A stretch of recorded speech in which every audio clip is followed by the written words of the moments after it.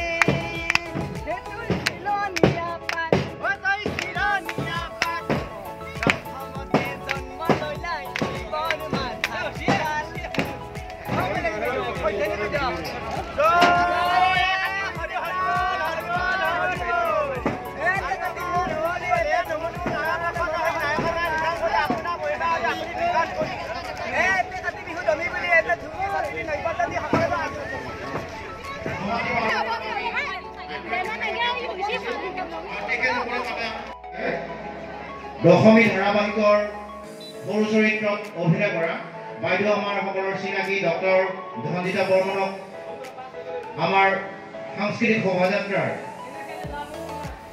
বিজয় দলসমূহ ঘোষণা কৰিবলৈ আমি বিনম্ৰভাৱে অনুৰোধ জনাইছোঁ। আৰু লগতে সাংস্কৃতিক শোভাযাত্ৰাটো আমাৰ এই সমাজত কিয় প্ৰয়োজন আছে, এনেকুৱা সাংস্কৃতিক শোভাযাত্ৰা আমাক কি বাৰ্তা আগবঢ়াই দিয়ে সেইখিনি বক্তব্য ৰাখিবলৈ আমি সপ্তমী পূজা আমাৰ সপ্তমী পূজাত আমাৰ এতিয়া সাংস্কৃতিক শোভাযাত্ৰা হৈ গ'ল।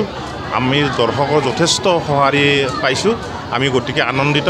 অনাগত যি আমাৰ 3-4 দিনীয়া কাৰ্যসূচী আছে সেই কাৰ্যখিনিত আমি ৰাইজৰ বিপুল সঁহাৰি পাম বুলি আমি আশা ৰাখিছোঁ।